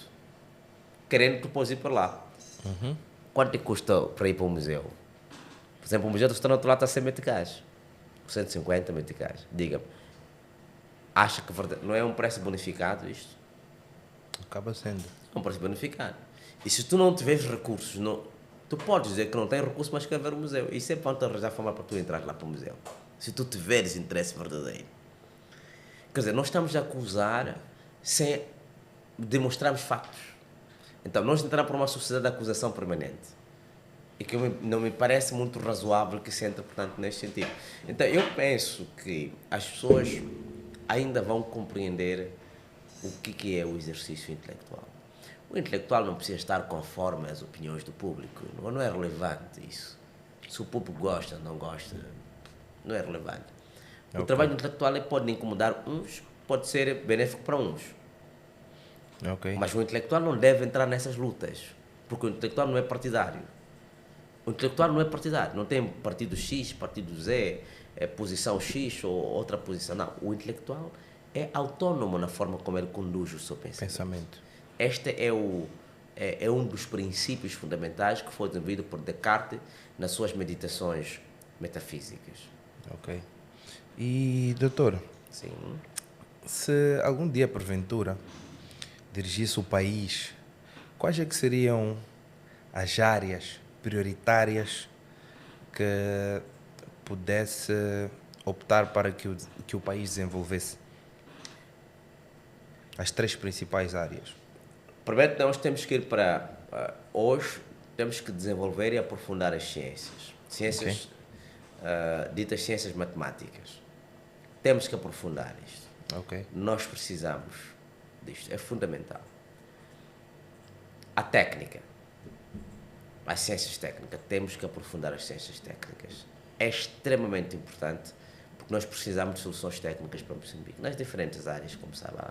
Agricultura, indústria, segurança, etc, etc. Ok. Depois, claro, a área das ciências sociais e humanas são fundamentais. Uma sociedade não se pode desenvolver apenas pelas ciências ditas duras. É preciso as ciências sociais porque ajudam a pensar e a organizar uma sociedade e a encontrar as soluções que possam gerir melhor, portanto, uma sociedade. Então, são as 3 grandes áreas que nós temos que aprofundar. E, sem dúvida, penso que essa é a linha que está sendo tomada pelo atual, aliás, desde o presidente Guebuza até o presidente Daniel Francisco Chá. Penso que há uma clareza sobre esta problemática. Okay. Obviamente que isso significa investimentos colossais. Ok. Sem dúvidas, investimentos colossais. Mas digo-lhe que, por exemplo, a Universidade Eduardo Mondlane está a fazer investimentos colossais em matérias de laboratórios, em matérias de incubadoras, em matérias de formações, exatamente porque ela pretende estar na linha da frente. E eu penso que nessa dimensão o magnífico reitor Manuel Guilherme Júnior, o professor Manuel Guilherme Júnior, na sequência daquilo que fizeram os seus predecessores, daquilo que ele próprio está a criar, já mostra que está em compromisso com o governo de Moçambique, que é de criar as bases para que o jovem moçambicano que vá para a universidade tem que ter um laboratório sofisticado. Okay. O biólogo, o geólogo, o químico, o físico, etc. Tem que ter, porque são áreas fundamentais. Nós precisamos de indivíduos que criam bombas aqui em Moçambique para a nossa defesa. Ok. Que são capazes de inventar armas de baixo custo. São capazes de inventar drones, tanto de reconhecimento como de combate. Ok. Não é? Nós temos que ter pessoas que fazem isso em Moçambique. Doutor, qual é a figura ou as 3 figuras que mais lhe inspiram em Moçambique? Em Moçambique, vou ser rápido em relação a isso. O presidente Eduardo Chivambo Mondlane. Já percebi aqui, foi referenciado 3 vezes. O presidente Samora Machel. Ok. O presidente Guebuza. Mas eu podia acrescentar uma quarta, se me permite. Tenho uma admiração profunda e assumo completamente o que vou dizer a seguir. Ok. O presidente Chapo. Ok. O presidente Chapo tem uma visão, um entusiasmo, um engajamento e um nível de proficiência intelectual que surpreende e, sobretudo, para o contexto em que nós nos encontramos. Precisávamos de um presidente com a sua estrutura. Obviamente, são 4 pessoas, não significa que não tenho amor ou prazer das outras pessoas. Ok. E vejamos, assim como Aristóteles, Sócrates são tidos como os pais da intelectualidade, se tivéssemos que reduzir ou resumir a intelectualidade só para Moçambique, quem é que seriam os pais da intelectualidade em Moçambique, no seu ver? Se excluindo dessa lista. Vamos lá, pelo menos 4 ou 5 nomes. Essa é uma pergunta difícil. Obviamente que... aqueles que são os seus pares, que lhe podem avaliar. Bem, um dos primeiros grandes intelectuais que nós temos em Moçambique, que é da sua dimensão, como sabe, como jovem, sabe que é o presidente, o professor Eduardo Mondlane, quer dizer, é a base sobre isso. Agora, fora estes, obviamente, nós temos uma variedade de pessoas que deram uma grande contribuição para isso. Tens o professor Ganhão, por exemplo. Professor? Ganhão. Ok, nunca ouvi falar, por O acaso. professor Ganhão foi o primeiro reitor da Universidade de Mondlane, tens Ok. o professor Brazão Mazul, tens o professor Alcides Nguenha, tens o professor José Negrão,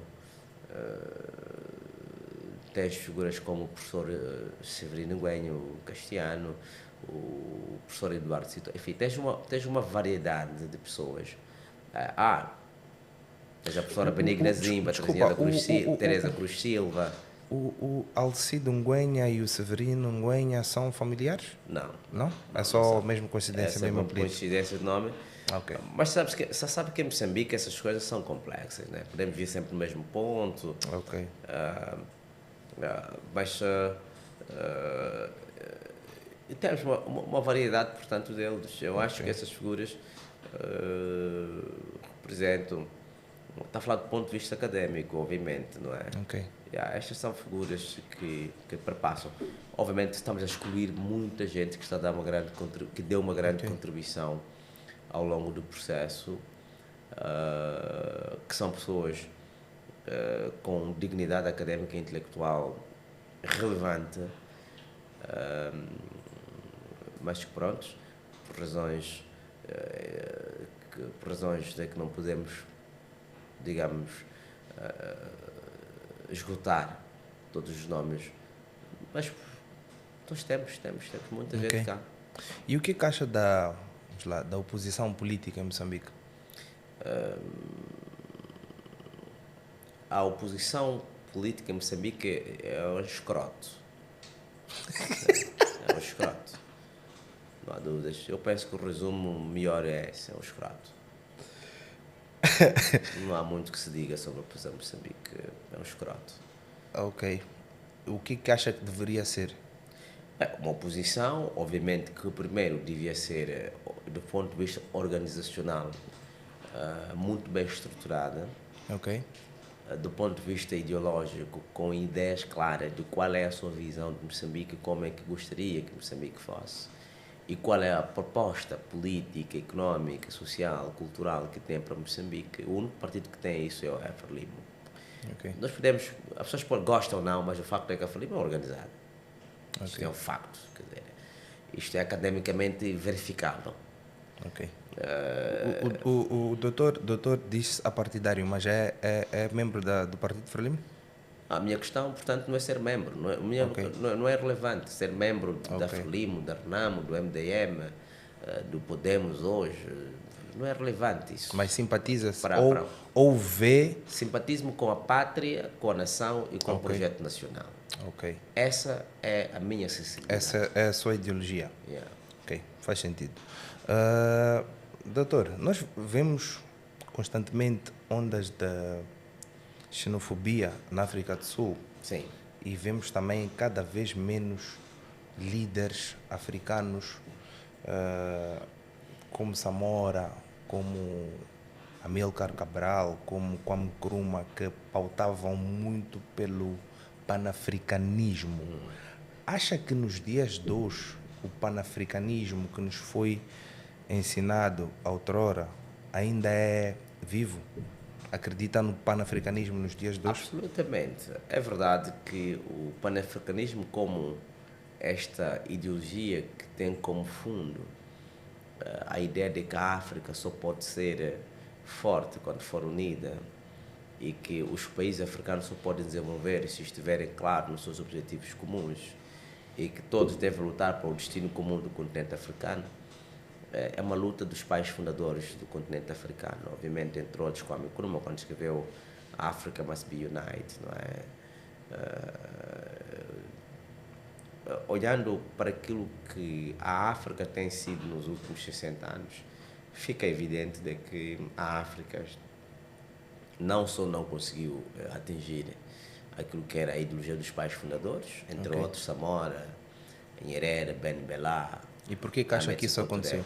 Claramente que é, em parte, a interferência das potências coloniais imperialistas, em que elas dividem os países africanos, manipulam determinados dirigentes, assassinam aqueles que têm posicionamentos radicais para a defesa do continente africano, criam e produzem elites corrompidas e ao serviço do capital internacional. Isto Fanon demonstrou no seu livro Os Condenados da Terra. Essas Assim interferências são o doutor sente até nos dias de hoje? Claramente. Isto No não há nosso dia a dúvidas. dia? Claro. Nós temos várias interferências. O Banco Mundial, o FMI, é um destes dispositivos de interferência nos assuntos internos. Ok.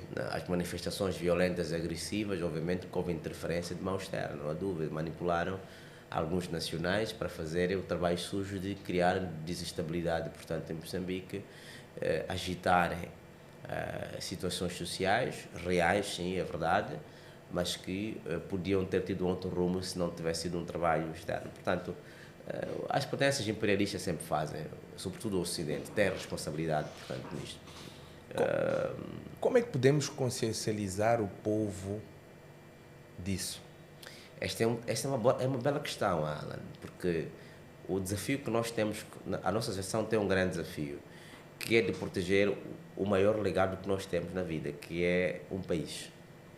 A geração 25 de setembro legou-nos um país. Acha o povo moçambicano patriota?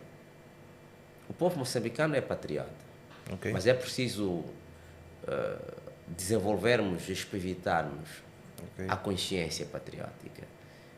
Seria difícil dizer que há moçambicano que não gosta do seu país, mas tem consciência de que gostar do seu país significa proteger o seu país. Essa é uma outra dimensão. Isso nós temos que trabalhar, não é? Temos que trabalhar e nós temos que ser patriotas conservadores, radicais.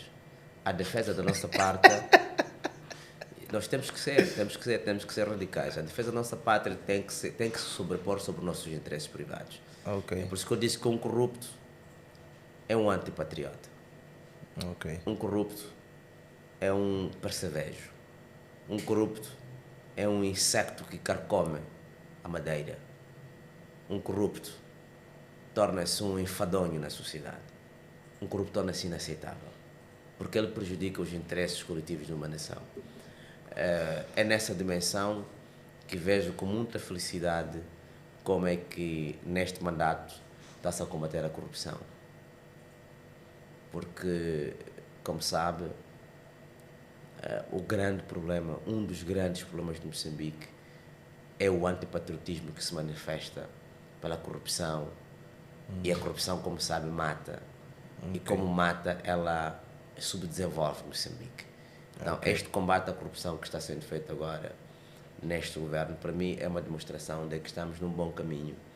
Mas temos que ser mais severos. Talvez até tenhamos que fazer uma revisão, mesmo que pontual, do Código Penal para introduzirmos a pena de morte por aquele que desvia dinheiro do Estado. Porque ele prejudica... Pena de morte? Eu acho que sim. Não podemos ter medo disso. Por que ter medo da pena de morte? Por que ter medo de pena de morte? Os americanos têm pena de morte. Por acaso. Até tem penas severas, dão 500 anos de prisão ao indivíduo. Para ainda perpétua, não é? Sim. Tem pena de 500 anos. Nós estamos a falar de 25 anos para um corrupto, que quando cumpre a metade disso sai para fora. Ok. Qual é a mensagem que estamos a transferir para a sociedade? Um corrupto pode dizer que eu roubei 500 milhões de meticais, pronto, vou à prisão, fico 10 anos, quando saio, vou-me embora daqui e estou tranquilo. Não pode. Ok. O corrupto tem que ser guilhotinado.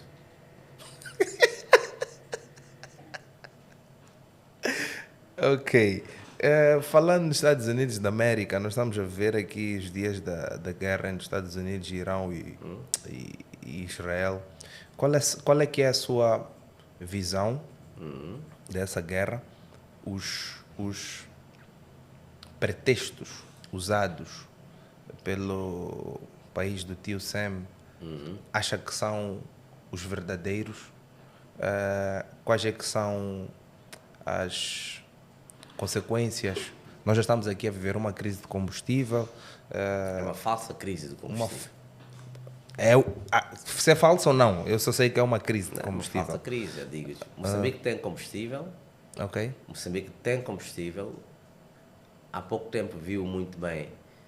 O Brito Semango fez uma reportagem que mostrava o PCA do CFM digamos, ali a falar e a descarga a ser feita. A ser feita. No Por Porto acaso Natal. vi. Mas existem os candongueiros, os cartéis, que se apropriam do combustível Ok. para pressionar o governo a rapidamente aumentar os preços, para pressionar o povo. Este é o ponto. Não há falta de combustível, portanto, em Moçambique. Isso é completamente falso. Eu gostaria de perceber porque é que essas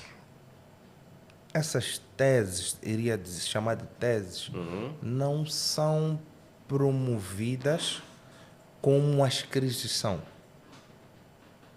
Que é para que a sociedade perceba melhor o que é que está a acontecer, no seu ponto de vista.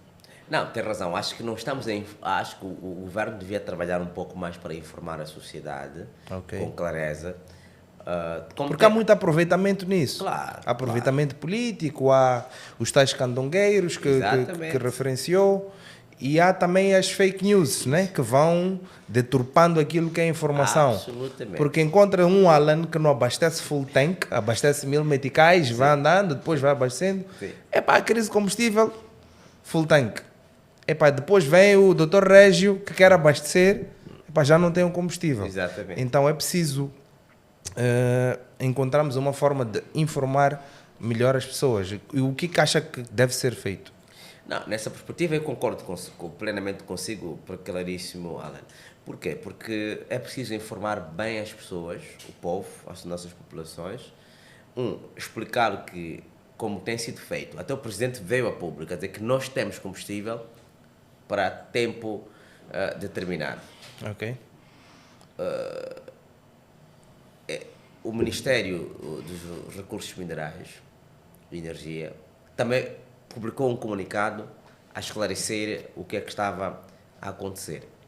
Obviamente que temos que aprofundar a comunicação, como disse, há aproveitamento político, fake news, manipulações, distorções, etc, etc, e cria ansiedade nas pessoas. Qualquer um fica ansioso quando chega numa bomba de combustível. Sim. Qualquer um fica ansioso, fica aborrecido quando não se vê, portanto, abastecido. Mas temos combustível em Moçambique. Para além de termos combustível, o governo está a ponderar muito profundamente como é que vai gerir, portanto, esta crise, tendo em conta a pergunta que fez sobre a questão da guerra no Médio Oriente. Obviamente que a guerra no Médio Oriente, os pretextos apresentados pelo país do Tio Sam não são sérios, como todos nós sabemos. Porque há dois objetivos. É se apropriar dos recursos energéticos do Irão. 2 é privar a China de um dos seus maiores fornecedores de petróleo, tal como privou a China da Venezuela. Então, aquela guerra não tem nada a ver com democracia, não tem nada a ver com direitos humanos, nunca foi sobre isso. Ok. Nunca foi sobre isso. Nem em Moçambique os ocidentais estão preocupados com a democracia, porque eles próprios nem são tão democratas como parecem. Eles são fake democratas. Quem é que governa aqueles países não é o povo, é uma clique, é uma elite que chega no poder e vai gerindo o poder, vai se reproduzindo permanentemente. Então, e depois, obviamente que por causa do fecho do Estreito de Hormuz, há impactos terríveis para todo mundo. Entre outros, por exemplo, isto vai encarecer os produtos alimentares, vai encarecer o combustível, vai criar inflação, vai criar pressão sobre os governos, pressões sociais, revoltas e até a queda de alguns governos por causa disto, sem dúvida nenhuma. Ok. Deu para perceber minimamente. Agora, mesmo já em jeito de fecho, vamos tornar cada vez mais menos formal a nossa conversa. Doutor, nós já vimos algumas intervenções públicas suas dando o seu parecer sobre alguns artistas moçambicanos. Antes de ir à pergunta que eu quero fazer, eu queria perceber até onde vai o seu gosto musical e viveu muito tempo fora. E quando estava fora, o que é que escutava para se lembrar da terra-mãe? E qual é o seu estilo favorito dentro da música moçambicana? Bem, obviamente eu tenho uma orientação musical que muito me aproxima daquilo que eu chamaria de música clássica. Ok. Eu gosto muito da música erudita, seja ela ocidental, seja ela oriental e mesmo, portanto, africana. Mas falo aqui especificamente da música erudita ocidental, estou a falar da que chamamos de música clássica, não é? E quando estava fora, obviamente, eu escutava profundamente a música clássica, profundamente a música românica, mas também e sobretudo escutava os grandes compositores africanos e fiquei muito apaixonado também neste período pela música dos anos 20, 30, 40, música americana, o blues e o jazz, não é? Que chama-se Whiskey Blues, não é? Quer dizer, enfim, eu gosto muito porque não é sobre a voz, é sobre o trabalho musical, Ok. é sobre a execução instrumental, é sobre a percussão, Ok. não é? E a música, no seu fundamento mais íntimo, ela é um conjunto de equações matemáticas. E equações matemáticas há uma lógica no meio de tudo isto. Sim, sim, sim. Então, a lógica depois cria estabilidade, cria sonoridade, cria alguma sensibilidade estética que depois conforta o espírito e você penetra sobre si próprio. Então, esta é a natureza de música. Obviamente, por causa de Moçambique, eu gosto muito. Há muitos mestres moçambicanos que são extraordinários. O Rosala Moa, por exemplo, o nosso trovador, o Chile Minguano, o Gêmeo Cavelo, o Aniano, o Barata, por exemplo, como é que chama essa senhora? A Elvira Viegas, não é? Depois, obviamente, que é uma malta jovem que eu gosto imensamente, que adoro. Eu gosto muito da Onésia Moolova, adoro ouvi-la. Onésia. Uhum. Extraordinária, tem uma voz muito bem colocada, tem uma impressão muito positiva e muito boa, porque gosto de ouvir Xeno Aguna, gosto de ver a percussão, o trabalho Timbila. que, exatamente, o Machumizango também são extraordinários. Gosto muito de ver o trabalho da Assa, Ok. que eu acho que a Assa está a fazer um trabalho que é formidável. A Rodália tem uma voz espetacular, não é? Tens vários outros, no fundo, estão a fazer um excelentíssimo Ok. trabalho. Mas o que é que escutava lá, para se lembrar de Moçambique, para matar aquela saudade, quando estava? Escutava os antigos, Ok. os que fiz referência. Ok. Essa velha guarda escutava, Ok. mesmo que não compreendesse, portanto, a língua, mas eu escutava a eles, como podia escutar o Moçanhungo, etc., por aí fora, o Caliza. Ok. E tinha, portanto, ali que eu, quer dizer, não é clássico, mas eu gosto das músicas dele, assim, que é o Asa Quinera. Ok. Eu gosto muito do Asa Pemba. Quinera, Ok. eu gosto muito do Asa Quinera. E por acaso escutava muito. Gosta de Kizomba? Não gosto da Kizomba, mas gosto Da exatamente. música dele. Gosto muito do Asa Quinera. Ok. Não gosto da Kizomba, nunca escuto, estou a escutar Kizomba, não sei o quê, não escuto isso. Mas Não escuta Kizomba, não escuta Mapiano, essa coisa de Panza, não sei. Panza, não não, sei o que acha do Panza? Tenho muitos amigos que estão a Panza. Olha, o Panza para mim o que é? Não é? É um simulacro musical.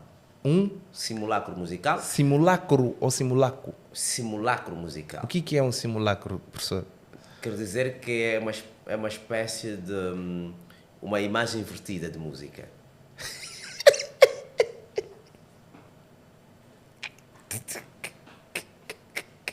Imagem invertida de música.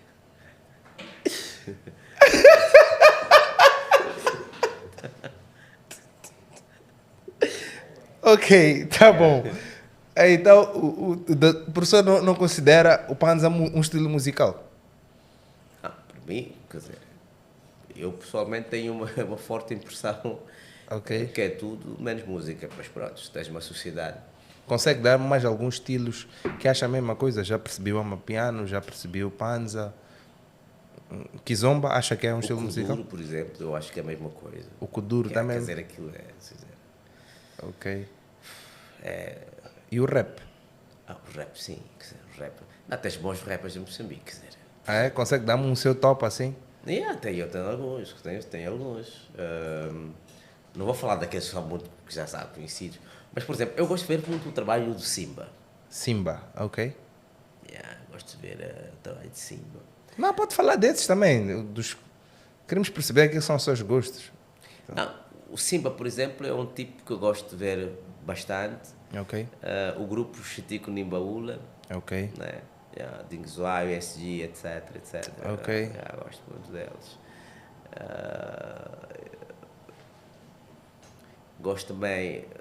Gosto muito da Ivete. Ivete, ok. A Ivete Mafunza, ou Ivete Espada. Há determinados nomes que eu não os conheço, mas há muitos bons rapazes que eu vejo ali no aeródromo. No Rapódromo. Aeródromo, eu gosto de ver. Há rapazes que têm o nível Ok, de consciência crítica, ok. de crítica social, Sim, sim, sim. com um potencial que é simplesmente fenomenal. Ok. Normalmente aqui em Moçambique nós temos tido o top dos rappers, o top 3 dos rappers, oscila, mas os nomes mais sonantes são Duas Caras, Azagai e Hernani. E o que acha desses três? Não, quer dizer, assim, o meu respeito particular vai especificamente para o Azagaia. Ok. Agora, quanto aos outros, eu não tenho comentários muito específicos. Acho que não tenho. Mas já escutou? Já Conhece? escuto, sim, claro. Ok. Quer dizer, porque a regra primeira do académico tem que escutar, não é? Mesmo aquilo que for rubbish tem que escutar, não é? Ok. Mas já escutei, sim, mas sou indiferente ao que eles Ok. cantam. Tá bom. Mas o Azagaia, obviamente, a Azagaia não precisa de ser comprovado. Introduzido, sim, Não, sim, sim. é o assunto que fica no panteão. Ok. Mas- E a nova escola de hip hop? Tem alguém que seria uma referência para si? Na nova escola do hip hop, quando falo da nova escola de hip hop, está a falar quais são os nomes que está a pensar? Epá, aí a começar, existe o G-Meta, não sei se posso meter, vamos lá, existe o G-Meta, existe o Confuso, existe o Ray Breaker, existe o Kiba, epá, vários outros, assim, não me vem. O Kiba, eu tenho visto alguns trabalhos dele. Do Kiba, ok? Do Kiba, tenho visto alguns trabalhos. Gosto muito da forma como é que ele coloca os problemas sociais e a forma como é que ele os articula. Ok. E tem uma boa pose da voz, tem uma boa lírica.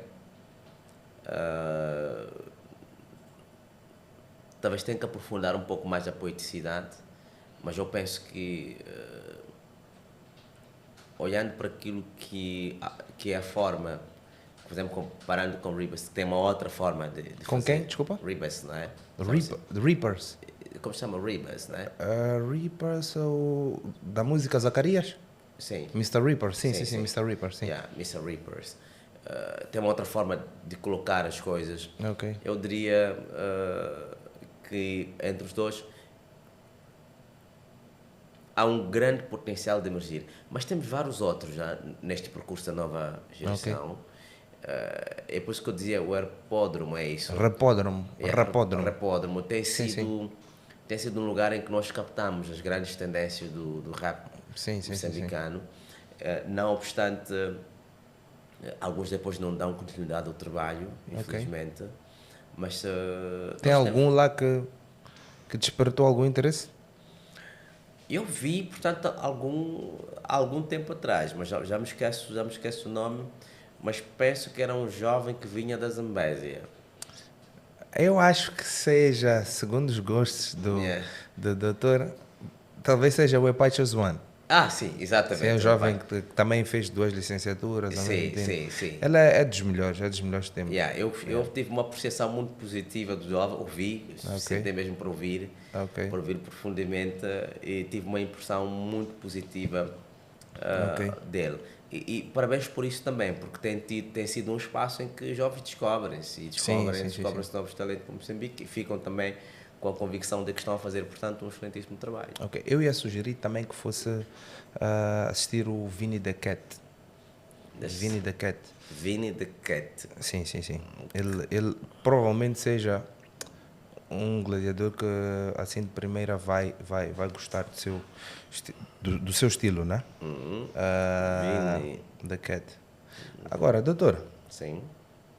eu vi foi público, né? Uma intervenção sua fazendo uma comparação ou uma analogia daquilo que é a música do Bander. O Bander é dos artistas mais, vamos lá, nesta altura arrisco-me a dizer que é dos expoentes, de certa forma, máximos, não só da música, mas também do entretenimento. Está cheio de hits, por acaso tem uma música que vai se disponibilizar agora com ele. É um artista que eu admiro bastante.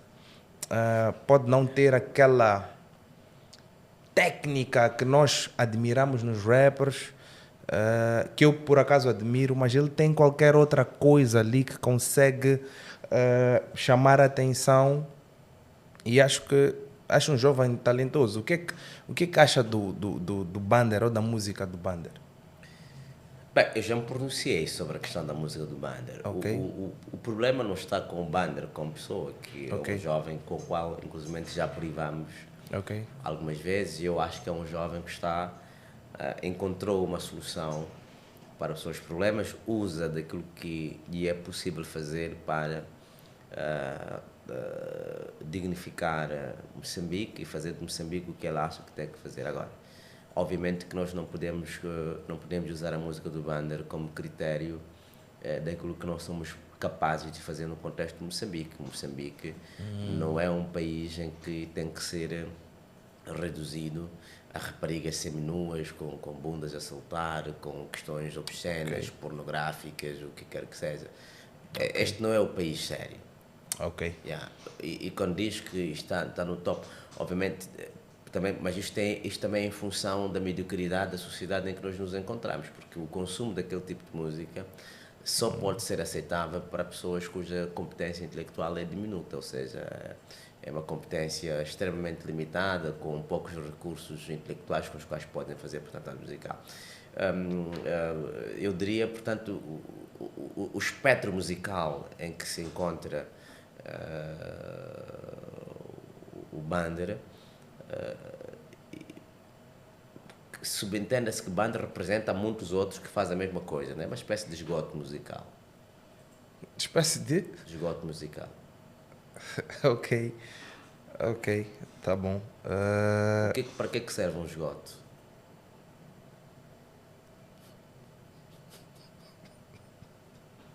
Pronto, eu acho que a resposta está aí. Ok, percebido. Mas acabei percebendo, tirando a parte do esgoto, mas acabei percebendo aquilo que são a sua visão sobre, a nível de representatividade, ao dizer que a música de Bander não pode ser usada, não tem critérios. Eu acabei percebendo, acho que as pessoas em casa também perceberam aquilo que é a sua opinião. Não é o Bander, não é? Como pessoa, porque é um jovem com o qual converso, gosto de falar do seu trabalho musical, mas enfim. Há sempre um público, não é? Que é Ignaro, que sempre adere a esse tipo de coisas. Né? Que é o quê, desculpa? Um público Ignaro. Ignaro? Pois. Okay. Acho que é a segunda vez que pergunto nessa palavra. Ignaro. Perguntou Ignoto. Ignoto. Pois agora é Ignaro. Ignaro, ok. Tá bom. Vai passar a fazer parte do meu vocabulário. Yeah. Doutor, ok. Acabei percebendo aquilo que é a sua visão quanto à análise que faz da música do Bander. Mas também há um aspecto extremamente importante na música. É a promoção da música. Nós temos visto nos últimos tempos, e tem sido alvo de debates públicos, né? Que normalmente os programas que deveriam fazer promoção musical ultimamente têm uma tendência de promoverem debates que por muitos são considerados às vezes inúteis, ou são debates políticos de pessoas que pouco percebem de política. Há quem diz que é bom porque toda a gente tem direito a uma opinião.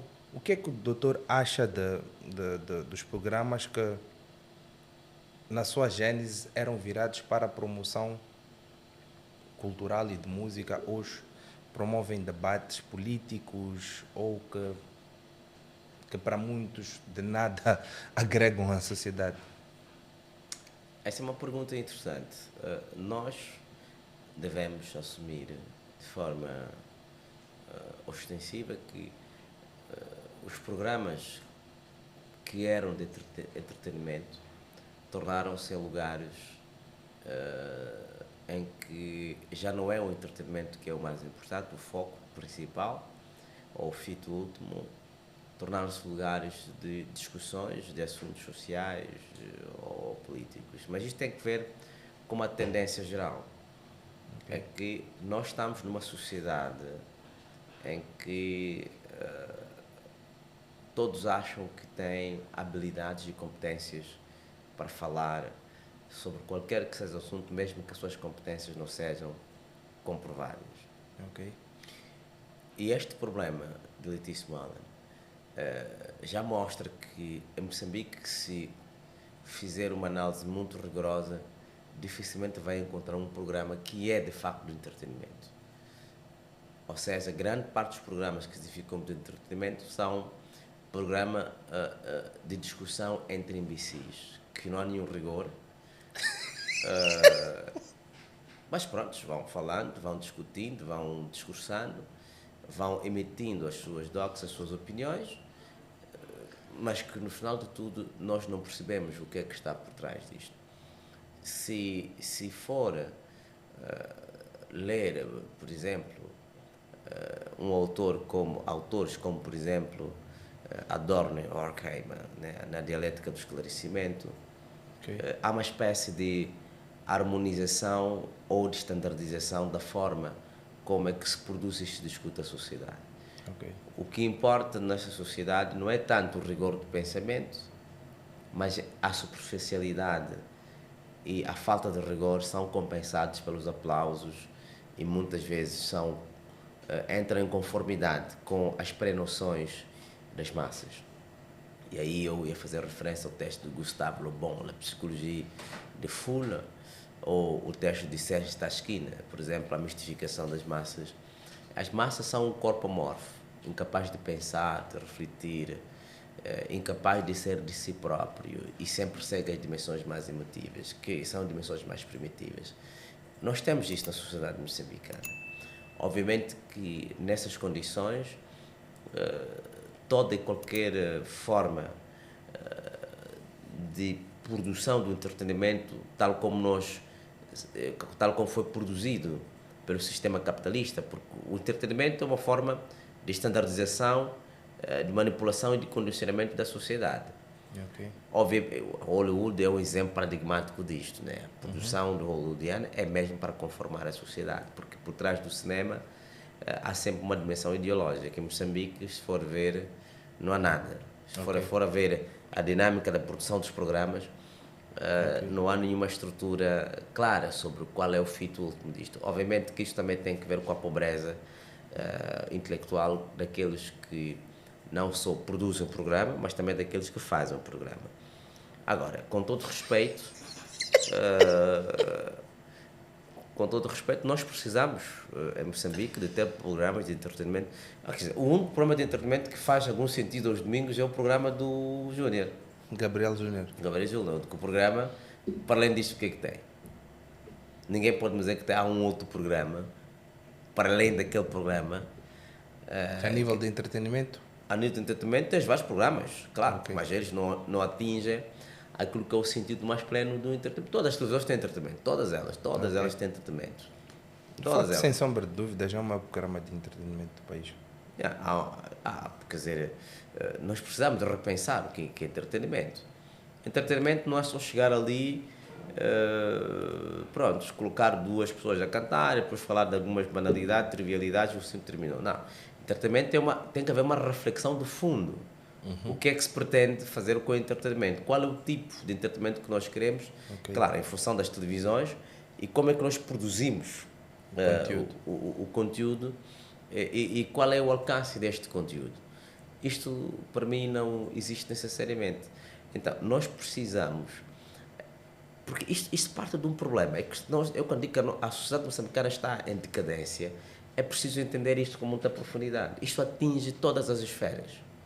Okay. Isto atinge a esfera cultural, isto atinge as esferas profissionais nas suas múltiplas dimensões, atinge a esfera intelectual, a esfera académica, política, social, económica, etc. Porque não é possível uma sociedade que despreza ou tem ódio ao trabalho rigoroso, por exemplo, da língua e dizer que essa sociedade pode evoluir. Diga-me como é que a sociedade pode evoluir. Não é possível. Grande parte das pessoas, quando trocam mensagens nos WhatsApps, é uma coisa olá, que coisa parecida. Vai constatar que isto empobrece o pensamento. Então, não é essa sociedade que nós podemos esperar grandes revoluções no plano intelectivo.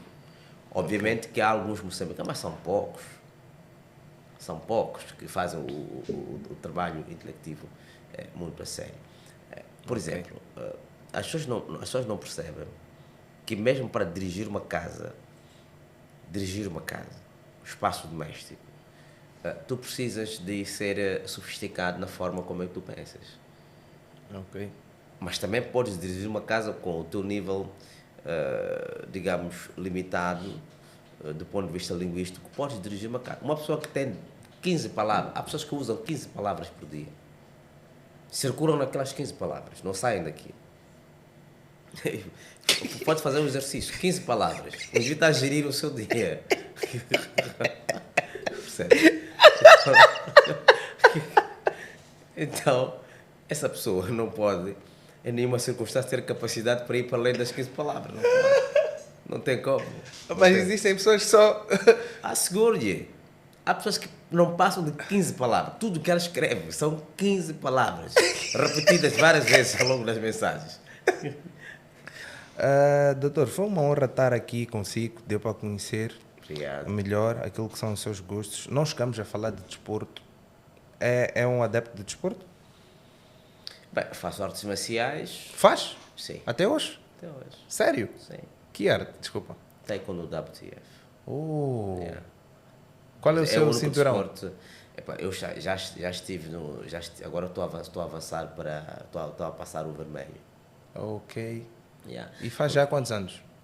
Desde adolescente. Os meus amigos mais próximos, sabe, faço aquilo ao longo da... É o único desporto que eu gosto, para além do ténis, claro. Ok. Yeah. Futebol, não. Basquete, não. Não. Ok. Nem entra nessas discussões de Ronaldo e Messi. Não. Isto para mim é uma pobreza enorme. Não posso. Não posso. Eu, por acaso, tenho a minha irmã que já foi campeã nacional de taekwondo, já esteve no Mundial, já esteve no Africano, já esteve no Mundial. Como que chama? Ela chama Célia Marlin. Célia mais sua irmã? Sim. Onde é que ela anda? Ela agora está a viver em Lisboa. Ok. Yeah. Ok. Ficou por lá. Foi a convite de um treinador austríaco que viu-lhe no Mundial. Okay. Acabou fazendo o convite para que ela ficasse lá. Fez um estágio na Áustria. E acho que acabou gostando da vida da Europa. Sim. Como temos família em Portugal. Sim. E acabou ficando também em Portugal. Agora vive lá. Não, eu já não vejo há muito tempo. Sim. Com quantos anos está agora? Agora está com... Acho eu que está com 29 ou 30. Está muito 29 jovem. ou 30. Está muito jovem ainda. 29 ou 30. Yeah. Não, é interessante saber. Não, é o desporto. Pratica até hoje? Até hoje. Faço em duas partes. Faço na Munhuana e faço aqui no 1º de Maio. Ok, mas já chegou a competir? Já cheguei a competir, mas isso antes mesmo de partir para a França. Ok. Depois, quando cheguei em França, desenvolvi mais o ténis. Ok. Desenvolvi mais o ténis. E quando voltei para Moçambique, então voltei a recontactar os mestres que me tinham dado. Porque é um desporto que eu me sinto confortável. Ok. Eu gosto de combate corpo a corpo. Ok. Yeah. Não, é interessante. É interessante.